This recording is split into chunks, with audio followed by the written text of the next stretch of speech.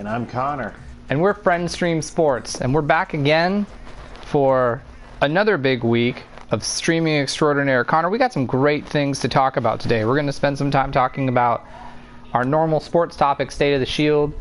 We're going to spend time talking about, we're going to grade the bad teams in the NFL. We're going to talk about the college football top four. And then we're also going to even spend time talking about halftime hot takes, our famous segment. So we got to talk about some bad teams. So Connor, why do you think that bad teams are bad? What are they doing wrong? You know, Rutledge, I think it just comes down to science. You know what I mean? It comes down to science. When a leaf falls from the tree dead during those cold, bitter fall months, does it automatically come back? No. The tree must go through winter before life can occur. And in the same way, bad teams must go through a process to become good. Whether you're a collegiate team, you need to have the right recruits to help regenerate your program. Whether you're a professional team and need to have great coordination between owner, coach, and GM, and build from the inside out, be able to protect your quarterback and be able to get to the quarterback. You need to embrace the process. And there are too many teams that don't want to embrace the process, and there are too many teams that want to go microwave mentality as opposed to slow cooking that bad boy, making it happen as you should. So that's why I think bad teams are bad. There you go. You really just can't take shortcuts, right? You cannot. Just like the leaf must go through winter, every bad team must go through some regeneration. That's true. And while we go into State of the Shield, before we get to our bad teams, I want to State of the Shield this week, Connor, and talk about here's a division where 3 of the 4 teams are good. Do you know what division do you know right now is just killing it as a division in football? Rutledge, I would say that the division that's killing it right now, I mean, that's got to be the AFC North. It's totally the AFC North. Here's the records for the AFC North. You have the Steelers are 4-0, the Ravens are 4-1, Cleveland is 4-1, and the Bengals are 1-3-1. And I know that tie is really bad of Doug Peterson. Oh, good sack. That tie is bad of Doug Peterson, but to me, that tie for the Bengals is a solid thing. So what do you think is the AFC North in those teams? You know, kind of going one by one, I think the big surprise that needs to be talked about and will continue to be talked about, at least for the next couple weeks, is the Pittsburgh Steelers. Being 4-0 right now is very, very, very impressive for the Steelers, although their next 2 games are the Browns and the Ravens. I think that you're going to have those 2 games are going to really help dictate not just the Pittsburgh Steelers, but also the division as a whole. So I don't know what your thoughts are on the only undefeated team before I continue my takes, but Rutledge, how good do you think the Steelers are? What do you think about Big Ben, Juju Smith-Schuster, all that jazz? I actually don't believe in the Steelers, and I will tell you why. The Pittsburgh Steelers, if you look at their schedule, and their schedule that they have right now, everyone they played was super duper weak. They had the Giants on a Monday night game that they made look like children. They haven't played anyone. I don't think they've played anyone within their division. They had the Eagles, which Carson Wentz threw a dumb pick at the end of it. I think that they're just sort of riding the easy part of their schedule up front. And they're in for a little bit of hurting. I don't see this Pittsburgh being top of the division streak will last. I think Baltimore or Cleveland will take over the AFC North next. Speaking of Cleveland, Wow. Baltimore and Cleveland are leading the league. They're 2 top 15 running. They're both rushing teams. Cleveland has 2 different running backs in the top 15 of the NFL for yards for players. So I think the Browns are on the up and up. So that's my thoughts. What do you have on Cleveland and Baltimore? Yeah, and one of the things that I wanted to look at was just understand who those next couple of games are, right? As I mentioned, the Steelers are playing the Browns and the Ravens. The 2 teams that you mentioned are, going to have something to say about the AFC North area. I do think that Cleveland is. I mean, how can you say they're not improved? It seems like it's their first winning streak since football started to be cast in color television and not black and white. But you know, they definitely have the bad pick.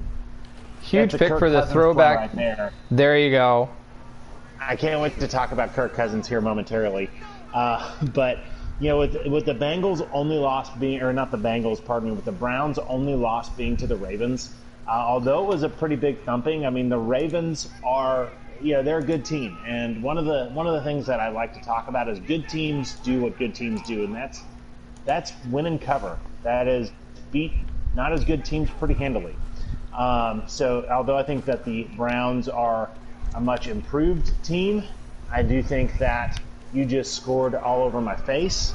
That was for our podcasters out there. Remember that we are talking sports while playing video games, and you know, yeah, that's what I think about the Browns. Now, in terms of the Ravens, they've got the Eagles and the Steelers. The Eagles is an incredibly winnable game, and you know, I think the Ravens will beat the Steelers.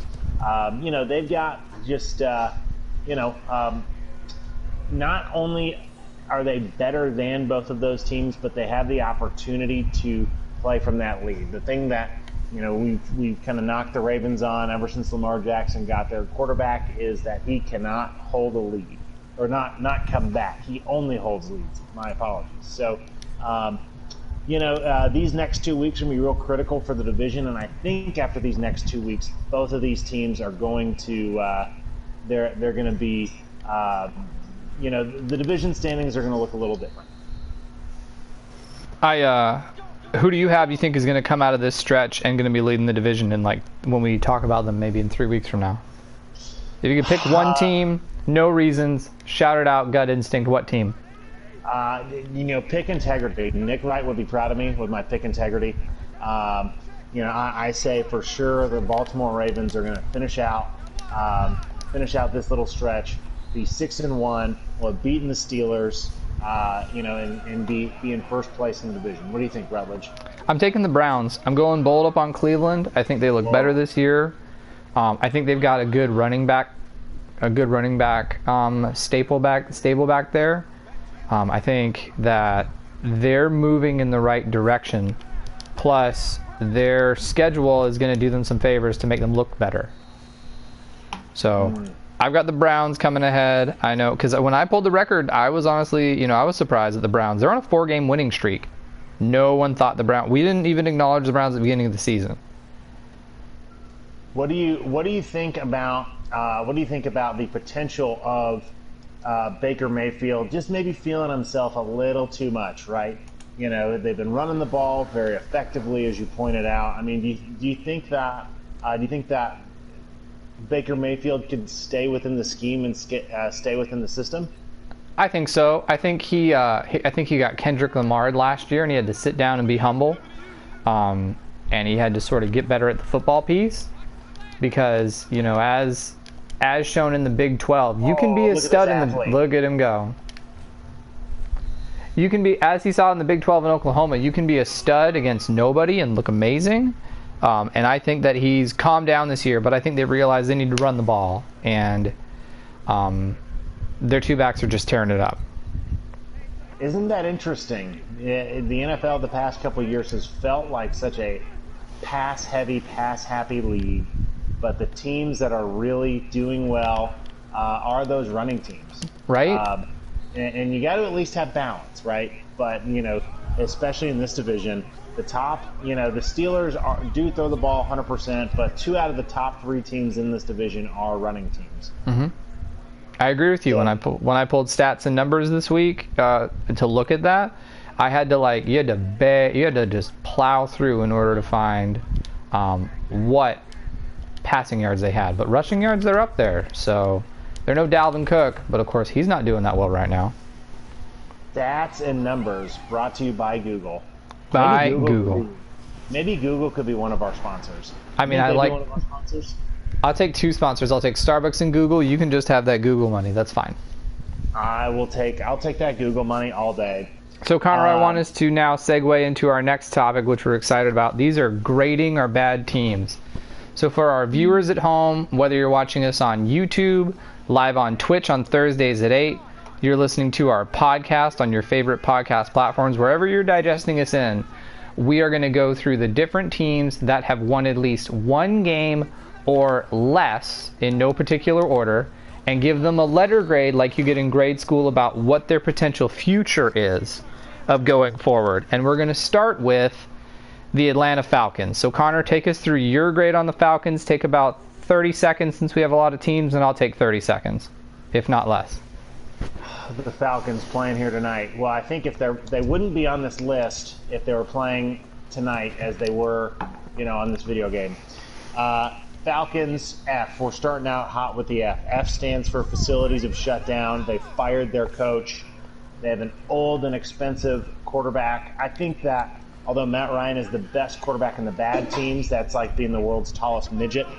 It's looking more and more like they're getting closer and closer to just throwing the grenade into their season and tanking for Trevor. But they don't have a plan to do it. So they just kind of seem like a mess right now. So Falcons get an F. What do you think, Rutledge? I give Falcons a C, and I will admit the Dan Quinn was the big leadership problems. We have to remember that a lot of this Falcons roster is still there from taking them to the Super Bowl, which is the problem that I have being from Georgia with the Atlanta Falcons, is they have all the talent in the world, and yet they can never seem to do anything with it. Case in point, this team, and even case in point when Michael Vick was really there. But I think that a coaching change will do some good there. I know they need a defensive talent, but if I were to sort of compare them why I give them a C, they remind me of the Detroit Lions during the Matt Stafford, Calvin Johnson days. You have this great on talent, a great paper talent, but it's not doing anything. And I want to see it do something. So, huge catch by Hooper there for a great first down. So I'm going to give the Falcons a C. Next we have the Philadelphia Eagles. And Connor, I'm going to take that and I'm going to give them a straight F. I don't know how to say F in Eagles terms from Philly. I do love Wawa though. So for all the Philly listeners, please know that I love Wawa a lot. But here's what I go with Eagles for an F. This is Wawa gets an A. Wawa gets an A because there's 2 A's in Wawa, but there are no winning A's in Eagles. So they get an F. I think Doug Peterson, who we said was a high school coach who moved up and won a Super Bowl. Remember, they did that with Nick Foles, and they did a really famous trick play that worked out really, really well. So that play was not intended to break down like that, but that's the magic of Madden Julio Jones.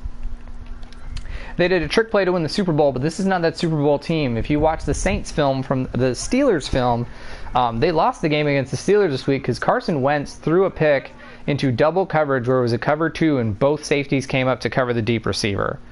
I don't think Wentz is a future. I also, the Eagles have everything in front of them because the NFC East is just a wreck.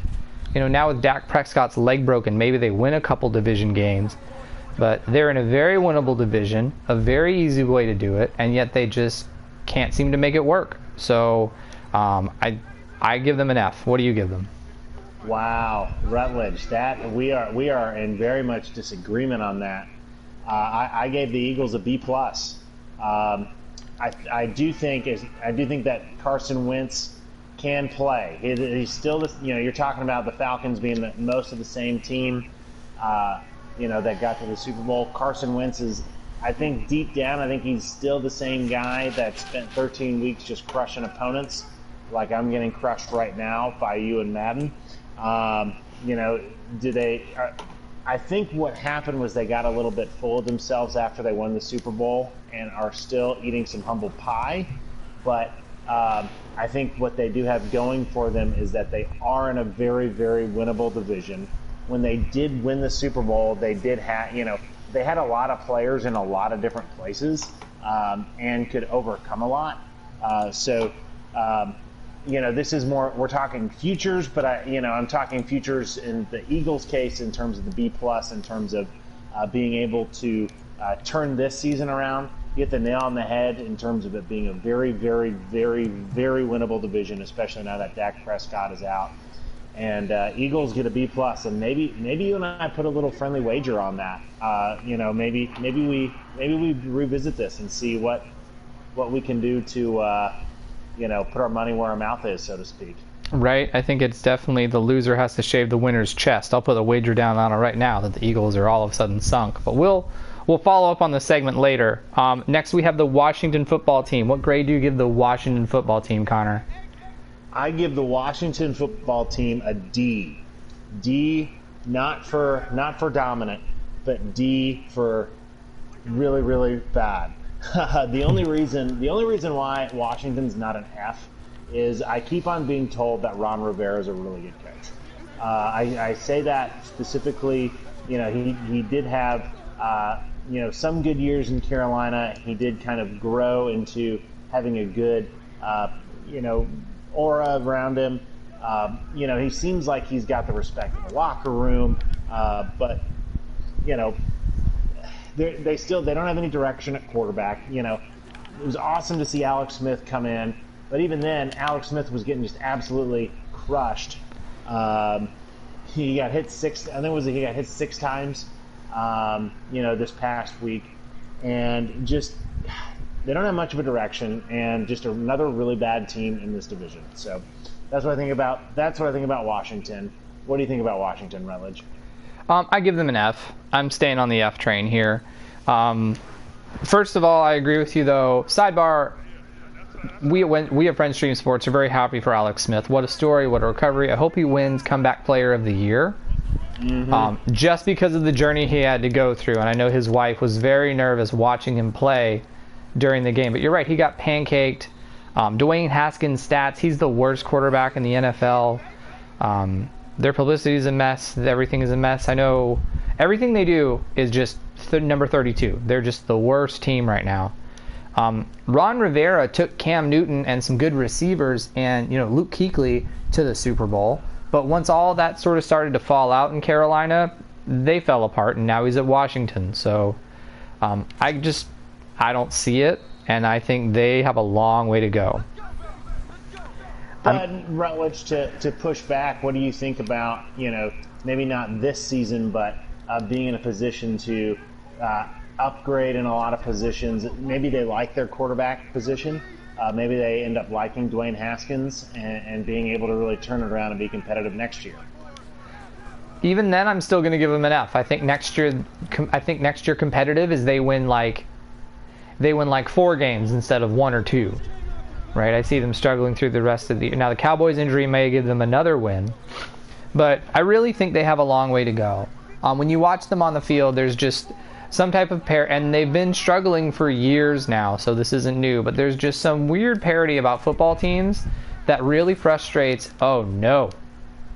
Or are you going to, with the big man? The Vikes are about ready to get back in this game. Skull. Look at that. That was.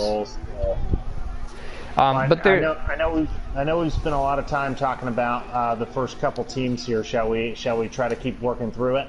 Yeah, let's work through it. We're about a little less than a quarter through, so we got a couple more teams. There's a lot of bad teams this year, Connor. The New York Giants. What do you grade the New York Giants? I gave the Giants a B. Here's why. As I mentioned last week, if you're taking trades out, I think the Giants are in the best position to pick number 1 in next year's draft in the Trevor Lawrence sweepstakes. And the Giants ownership before Tom Coughlin left did show the capability of having stability. And I think that, the Giants are still a glamour franchise, a top franchise in a top city that can attract free agents.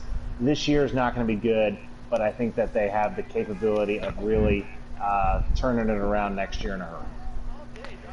I gave the Giants for their future a D, and the reason I gave them a D was, Matt Ryan on the sack. The reason I gave the Giants a D is they have so much work to do.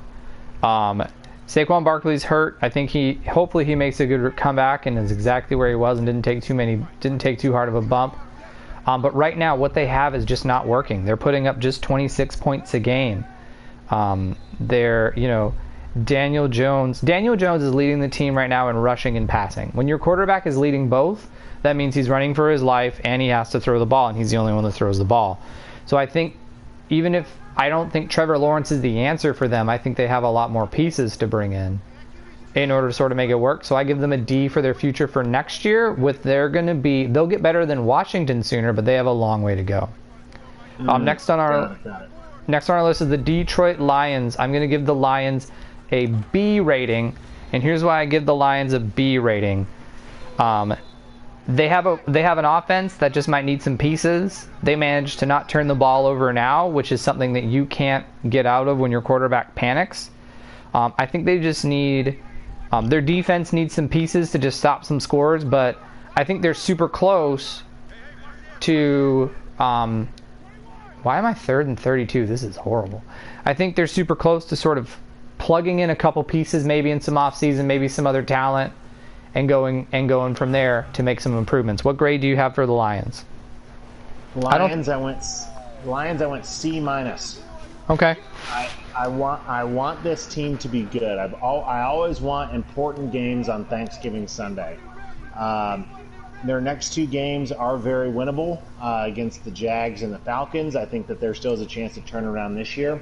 I think that the Detroit Lions, not to cross sports, but you remember like 6 years ago, maybe 7 years ago, the Indiana Pacers kept on being like a fringe playoff team. Yeah. And they're kind of stuck in that mode, right? Yep. They don't, they can't go get the really good players because the bottom hasn't totally fallen out yet.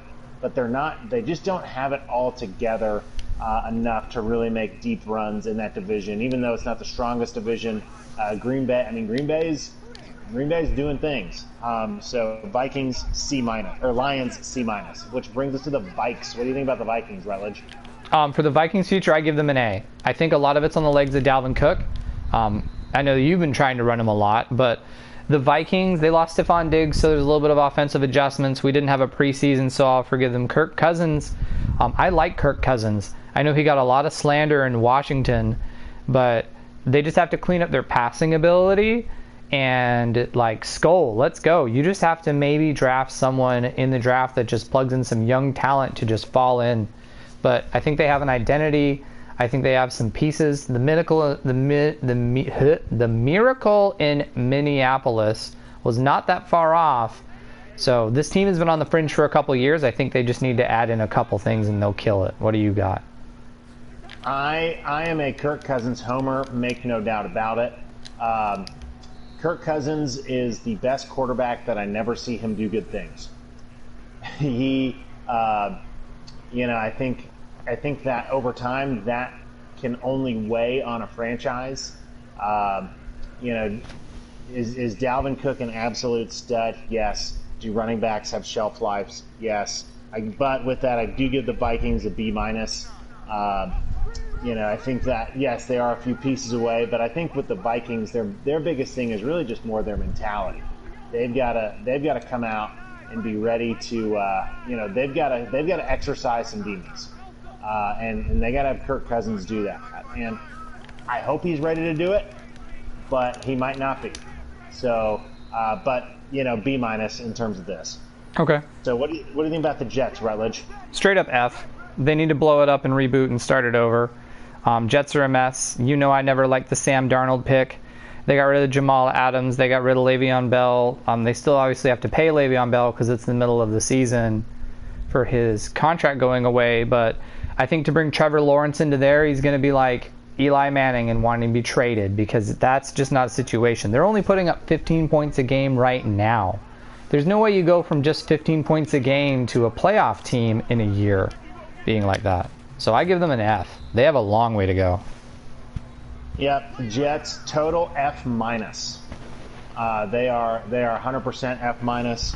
Not only is their team a mess, their owner is currently the ambassador to the United Kingdom, and he's kind of a guy that likes to be involved. Darnold's getting crushed, and they just as you mentioned, they just let Le'Veon Bell go for nothing. So not very impressed with the Jets. Bottom's got to fall out, but even then, I think that this is the team that they have so much work to do. They're a multi-year rebuild process. Absolutely. Well, we only have 5 teams left to go, Connor, so this is going to bleed a little bit into halftime before we do our halftime hot takes. But Our next team is going to be the Cincinnati Bengals. What letter grade do you have for the Cincinnati Bengals? Don't worry, I'm calling timeouts to help make sure we get our takes in. There we go. Bengals, and I'm gonna try to go quick. Bengals C-, still very early, but some of the early returns on Joe Burrow is very high. Hey, why not? Why not trust in the young rookie quarterback? Bengals C-. I give the Bengals a B. Joe Burrow's going to clean up those giveaways and the fumbles and everything. They got to get some scoring down. They don't score a lot of points. He's not that comfortable yet. And they need an offensive line. He's getting hit too much. I really worry he's going to be like Andrew Luck and just call it quits because he's sick of getting beat up on Sundays. But I think the Bengals, I liked Andy Dalton, but I think the Bengals have found their guy. Next team I'm going to segue into is the Denver Broncos. I give the Denver Broncos a D. And here's why I'll tell you, give them a D. And they were on the first Monday Night Football game, and I turned it off. It was bad. They just looked ugly. But with the Broncos, oh, you bobbled that. With the Broncos with the D, Jeff Driscoll has a 38.6 QBR, and he's the #1 quarterback in the league. Only one worse is Dwayne Haskins.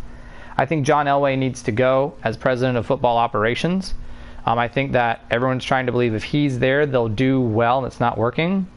They have a decent rush defense, but they can't stop a pass to save their life, and they have too many turnovers. So I think there's a lot of people that need to go to Denver to be up there in Mile High before they can make it work. And as per tradition, we're going to finish this half and pause, and then Connor, give us your break on Denver.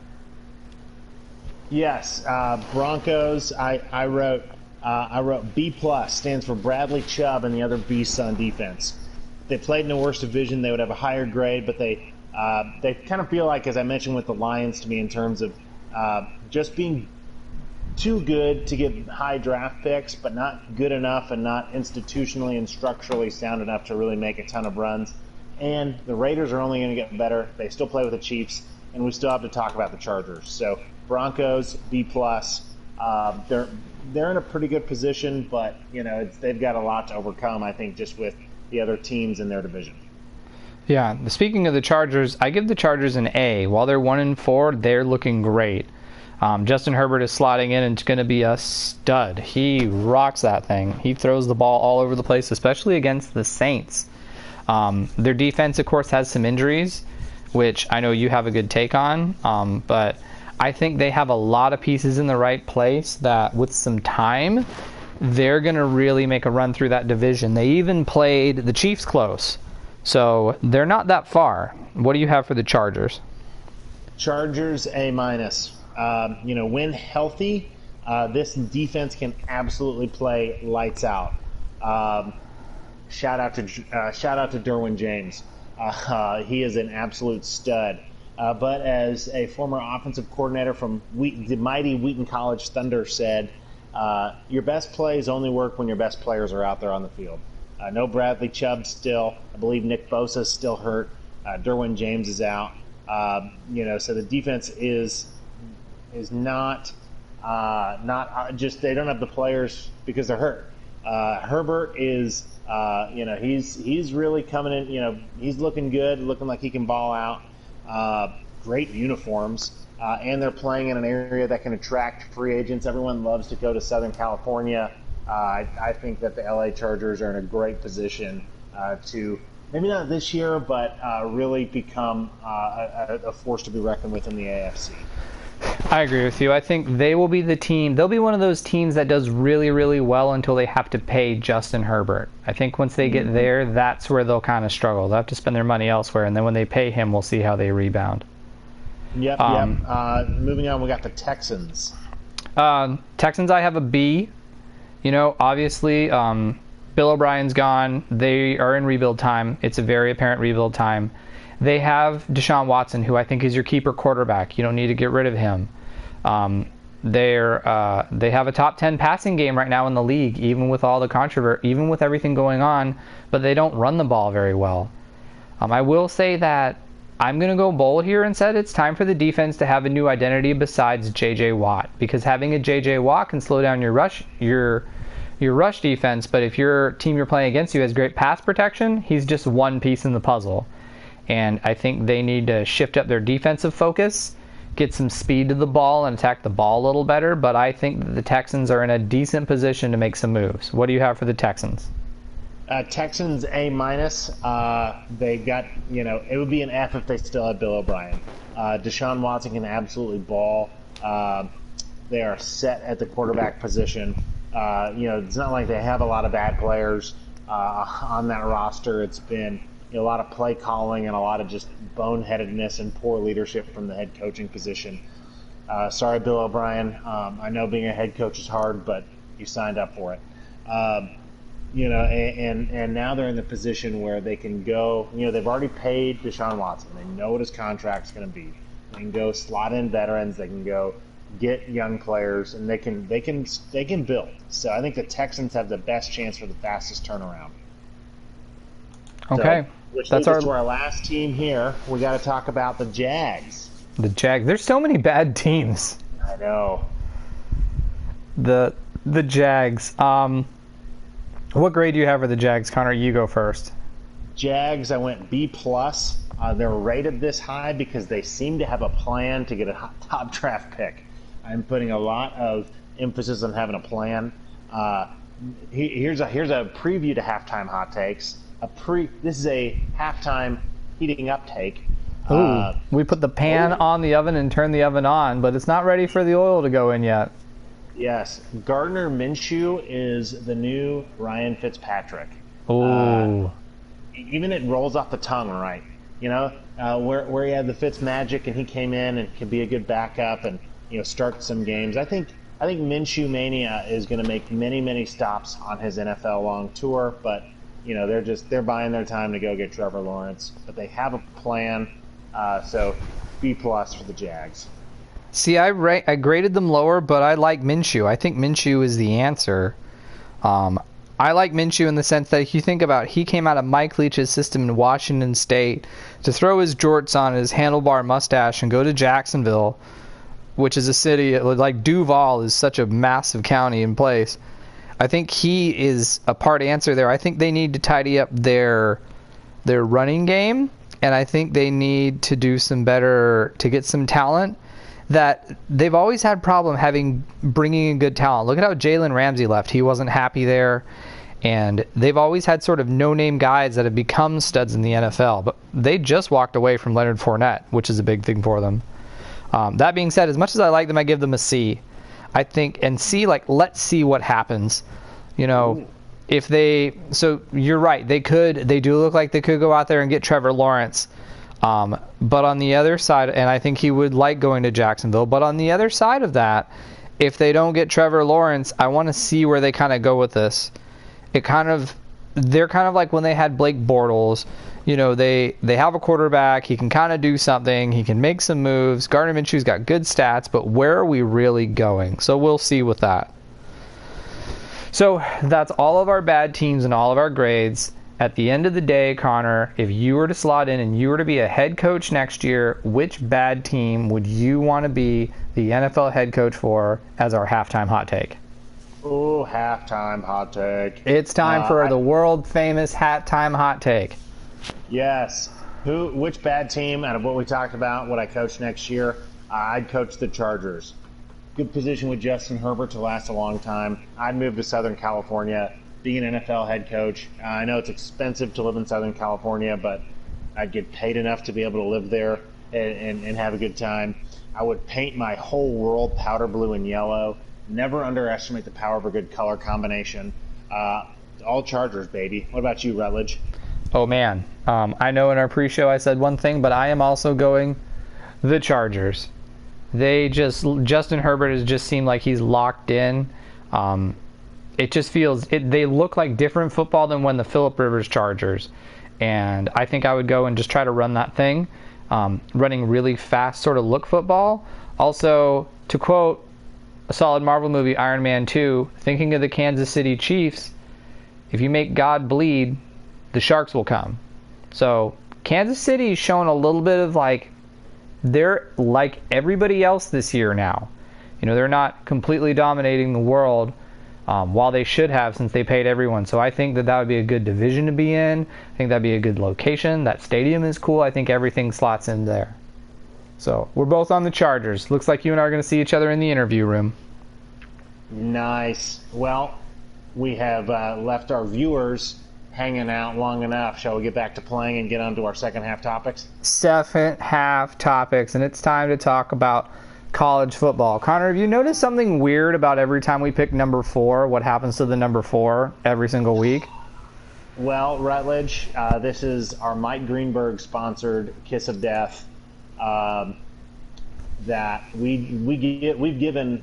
It's our fault really why the Florida Gators lost, and it's our fault why UCF lost, and it's our fault to date why teams that we've said are the 4th best team in the country have really struggled.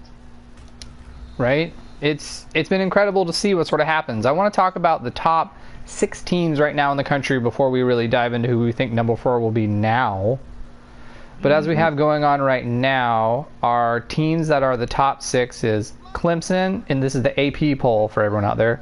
Clemson, Alabama, Georgia, Notre Dame, the University of North Carolina Tar Heels, led by Mac Brown, and then number 6 is the still undefeated, and also they haven't played football yet, Ohio State Buccaneers.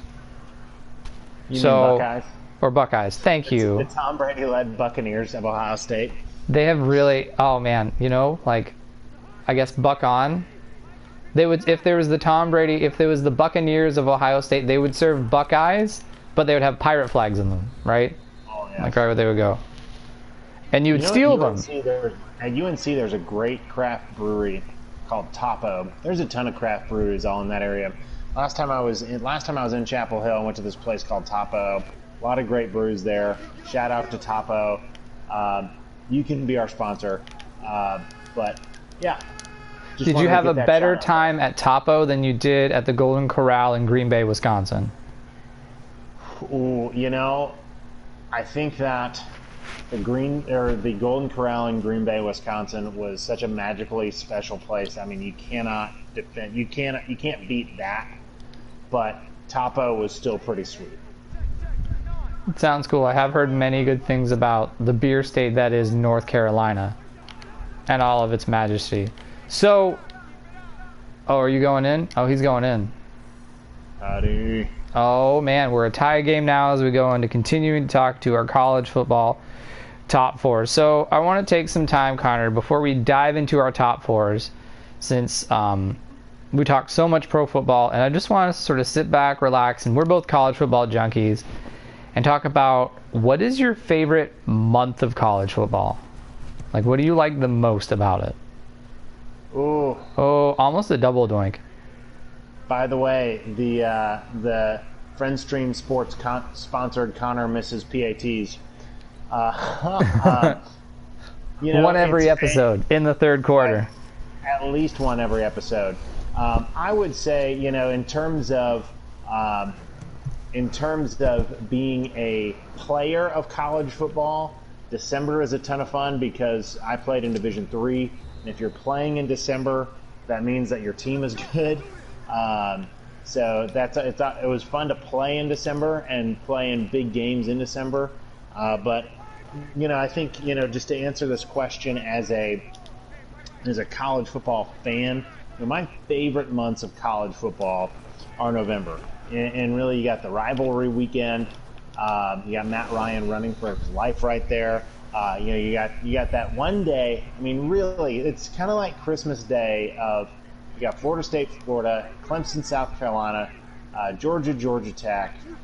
There's another rivalry game that I'm forgetting off the top of my head, but a ton of fun, and you still have enough of those regular season moments to see teams' seasons get totally dismantled. So I'm going to go with November. Here's how much November means to me, Rutledge. You know how Black Friday is a thing in terms of shopping? Yeah.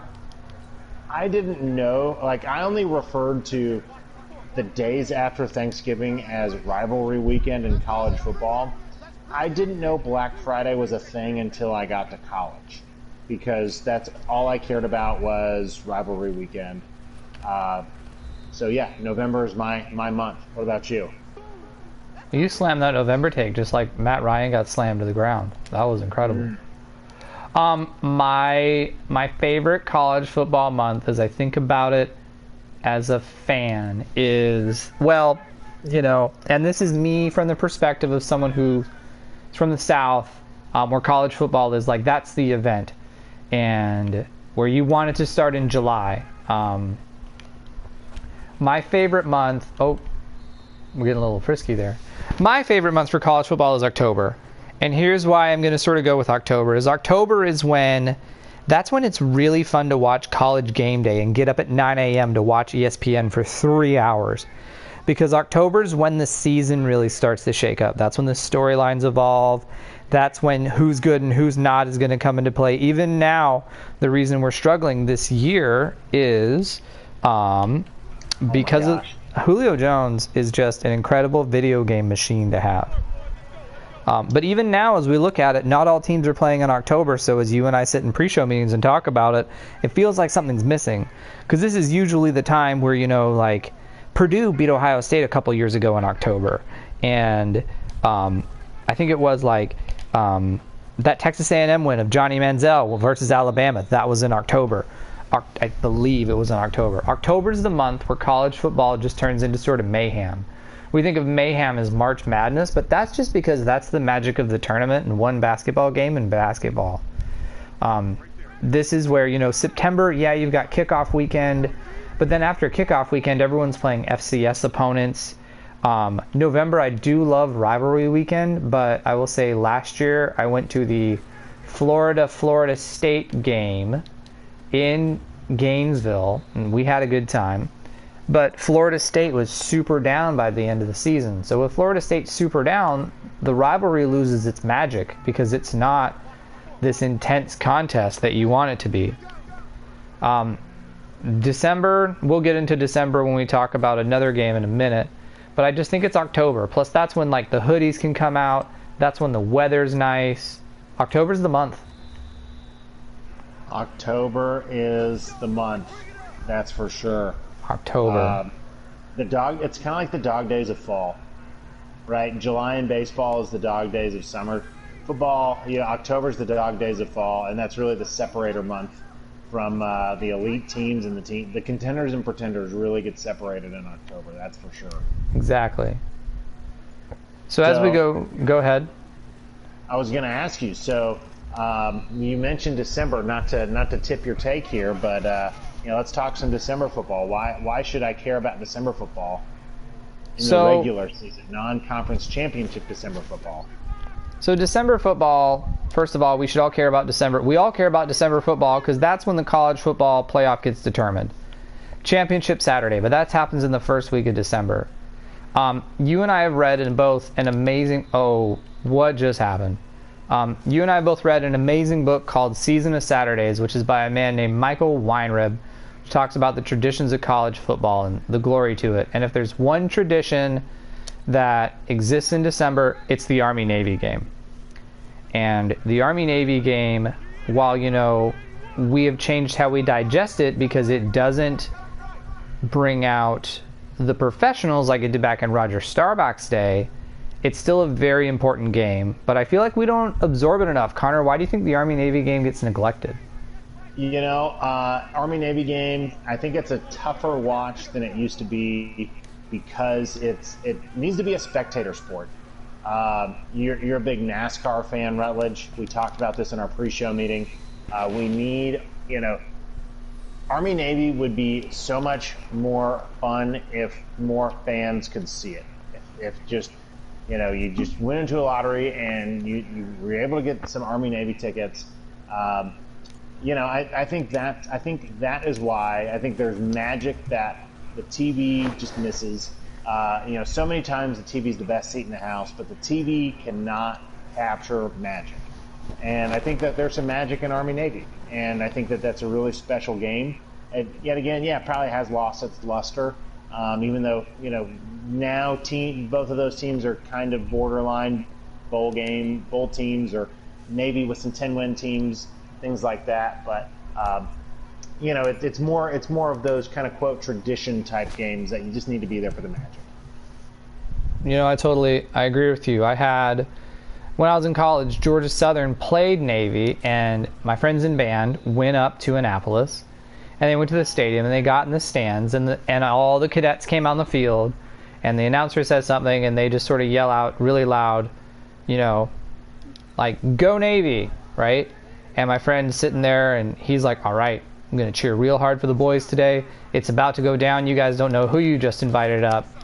And he said the very next second, they turned around and they looked at the visitor section and went, "Go Eagles." And I just think that's just a different way that those institutions approach football. I know we hadn't planned about this, but what do you think about Air Force football? Because they seem to be like the forgotten stepchild of this whole thing. I mean, they're in a conference, you know, they don't play this big special game like Army Navy. What do you think of Air Force football? Well, they do play for the Commander-in-Chief trophy. You know, Navy's getting the publicity because they're winning, right? The only reason why Army, to your point, the only reason why Army is getting the publicity when they were really bad, you know, probably 3-4 or so years ago, is because, you know, because they had the Army-Navy game. You know, you hate to say West Coast bias, but is there a little bit of West Coast bias? Yeah. You know, and you're not playing, you know, you're not playing big time teams. You're kind of in that Mountain West type conference. You know, you're not, when you're going to California, you're not playing USC, you're playing Fresno State. You know, I think that's a tough thing to build a program around. Now, Colorado Springs is beautiful. Rudy's Barbecue is also in Colorado Springs, although not a Colorado Springs specific place, is very delicious. If I was a recruit or if I was recruiting coordinator, I would be sending many recruits to Rudy's. But yeah, that's kind of why my take on why Air Force football is not you know, kind of seemingly the afterthought right now. Well, we appreciate all their services, and I'm sure, Connor, one day you and I will do Friend Stream Sports live from the Army-Navy game when we have the chance to be out in public. With our sponsors, right? I'll be drinking my Starbucks coffee, you'll be wearing a Google t-shirt, and we'll be at the Army-Navy game. Yes, sir. So let's talk about some of those good college football teams. Yeah, we talked top enough about 4. bad teams. Let's talk about good teams now. Right? What is your top 4 going into this week? Who do you have? I think Clemson's number 1. You know, they showed their class against Miami, and I think that was a big time win. I did pick Miami or Clemson to win but not cover. I think that outside of that blocked field goal, I mean, Clemson did so good. You know, and I still think Miami's pretty dang good. I think this is not a team that's going to fold.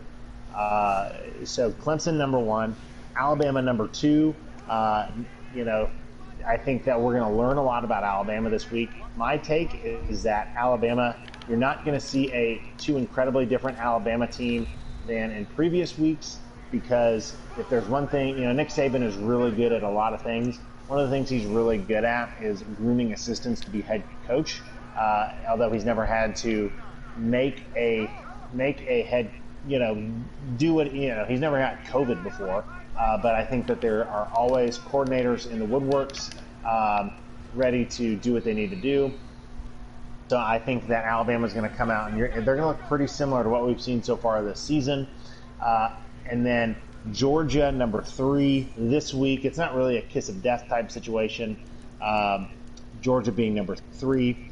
And then Notre Dame, number 4. Kind of going chalk here, but good teams are doing what good teams need to do. That's beat bad teams. They beat the unfortunate bad team of Florida State. So give us your top 4 one more time. All right. Clemson, number 1. Alabama, number 2. Georgia, number 3. Notre Dame, number 4. There you go. I also say I paused within that because that did not look like a catch to me, but somehow you got that ball. So we're going to come back from this pause as I give my top 4. But I was really trying to challenge that play, and apparently that was booth reviewed and was legit. So nice play there, Connor. Okay, so here's what I've got with my top 4. I'm a little different than you. I have Alabama, number 1. They, last week, and it was, for those of you that don't know, of course, Connor and I are real friends who like sports. Nice run off Dalvin Cook. As soon as it hit like midnight on Saturday night, I texted Connor my top 4, and Bama was moved to number 1. They had an impressive display last week. They have flipped their script completely from being that Nick Saban defensive team that like runs with Mark Ingram and makes some touchdowns and do that stuff to now they're just putting up their points. They're doing what Steve Sarkisian wanted to do when he was the coach of the University of Washington. So I'm not worried about them this weekend. I think they are going to do well, and we'll get into that with our picks later. Number 2, I have Clemson. And the reason I put them down to number 2 is... Because you like South Carolina? Well, obviously that. It still bothers me every single week that Clemson is still so good. I've got to come back and win this thing. But I have Clemson is, they're just not, like, we're still waiting for, this is where Clemson, like the Big 10, like the Big 12, unlike the SEC is the only division that you can lose a conference game in and the committee will forgive you and be like, you know what, we understand. And they'll leave you kind of in like a top 10 area. Like Florida only fell down to 11. Where Florida had where like if Ohio State loses a conference game or Clemson loses a conference game, they fall down to like 18, 12. It's way down there, not 25. I mean, look what happened to UCF fell out of the rankings. So I believe that, oh no,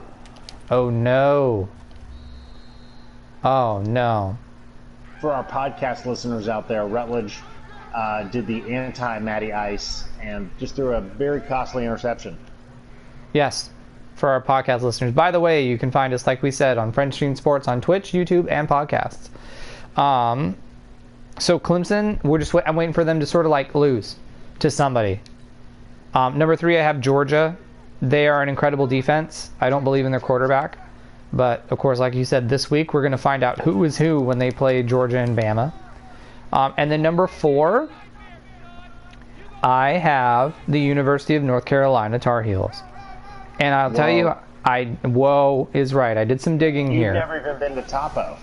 I've never been to Topo, and I put them to number 4. And I put them over Notre Dame because here's why. I did some digging this week, and I looked at their schedule. They play Notre Dame and Miami back-to-back in November.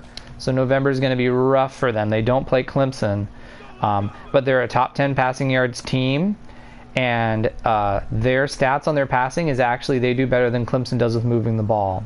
Mac Brown knows how to get a team there. I think he has a quarterback that can work on getting him there.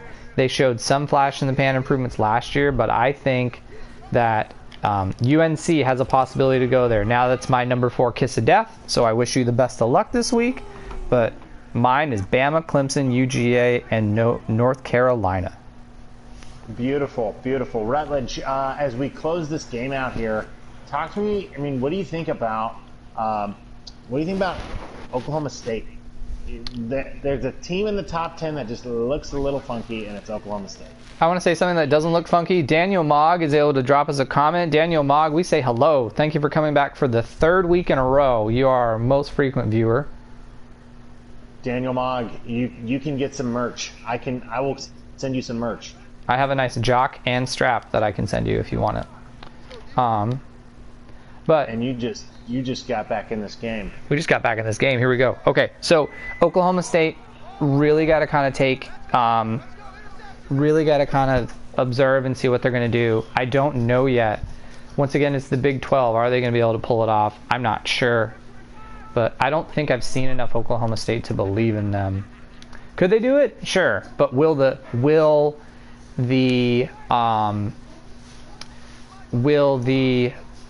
College Football Playoff Committee get behind them? That I don't think so. A one-loss Oklahoma State team will not make the college football playoffs. A undefeated Oklahoma State team will definitely make the college football playoffs, which will make it really fun in December during that Bedlam game, because usually it's Oklahoma State trying to play the spoiler. But now, seeing as Oklahoma State is going to be the team with the playoff chances, they've got Oklahoma's going to have to come play the spoiler. And it'll just be really interesting to see how they do, where they go, and you just beat me on the last play. Wow. Good job, Rutledge. Whew. That was wild. I think that play will happen to Oklahoma State, and that's why they falter. All right. There you go. So you'll get your celebratory PAT. And it looks like, Connor, your game is 2K and my game is Madden as we continue on with Friend Stream Sports every single week. Well, as we close out Rutledge, let's move to picks. All right. First of all, Daniel Mogg says he's a size medium for whatever we give him. He's got to be size medium. Picks this week, we have we're doing 2 games this week. First of all is Georgia-Bama. The line is Alabama 6.5 points. Who do you have and why? I'm picking Alabama. As I said before, I think that with or without Saban, the Tide will look very similar, and this is a team that put up 63 points on Ole Miss. I know Ole Miss has not as good of a defense as Georgia, but Alabama comes to play. I don't think they're going to be shaken. Alabama wins and covers. I also have Alabama. I know that Steve Sarkisian, who's running kind of the table this week, since Nick Saban, we wish him a good recovery. He's going to dial up that offense. I know the defense will try to hang in there with Kirby Smart knowing what they'll kind of do, but I don't think Stetson Barrett, the quarterback for Georgia, is ready for what's coming for him. They've been putting up points on mediocre teams and an overrated Auburn team, so I really think that Bama will win and cover with the 6.5 points. Lastly, because we played them today, we have Falcons-Vikings at -4.5. I'm going Falcons, Connor. I think they're due. I know they're in a COVID shutdown right now, but they have a good rush defense, so I think they can slow down Dalvin Cook. And I think that the team really wants to win, so I think there's going to be something different about, Dan Quinn's gone. They get away from work for a little bit. They get to kind of think a little bit, and they get to sort of conquer it. So I'm taking the Falcons with the upset. I'm going Vikings, and Rutledge, I have one question. You like that? No, picking Vikings. I'm an unashamed Kirk Cousins homer. Let's go Vikes, Skull. And I think the Falcons will be reeling. The new coach bump is not a thing in American football, just in soccer. So go Vikes. There we go. Win and cover there. Finally, Bills, Chiefs. Chiefs 4-point favorites. Who you got, Rutledge? I'm going to stick with the Chiefs. Actually, and I'm going to take them. I think the Bills could do it, but I'm sticking all the way with the Chiefs. I think that Buffalo's close, but I think that they've also looked sloppy against bad teams. I think Kansas City's going to put the Bills down and show everyone that the King has returned. They're going to be like, it's going to be like Rafiki in The Lion King. The King has returned. What do you have? Chiefs, good teams, rebound strong, mic drop. That's how we close it out. There we go. I want to do one more thing to plug something out there. If you're not aware, ladies and gentlemen, there has been a company near and dear to our heart is the Walt Disney Company, which has had some layoffs. We are praying for those cast members out there, but my good show partner Connor is running a fundraiser for Cast Member Pantry. Connor, give us like a 15-second take on what you're doing and how we can help out. Oh, well, thanks, Rutledge. All we're doing, my wife Betsy and I are responding to a call that, just as a reminder, even though 2020 has been a really tough year for a lot of folks, there's still a ton of folks out there that want to do good, and we're just trying to respond practically to what has been placed on our hearts. And to do that, what we'll do in the show is we'll put the link to the GoFundMe in our show, so go check it out, watch the video there, and we're going to be running this fundraiser through the end of the month, even though the organization of the Cast Member Pantry will be open well after that. And that has been our show for this evening. So I'm Rutledge. And I'm Connor. And thank you for coming out to see us on another great night of Friend Stream Sports.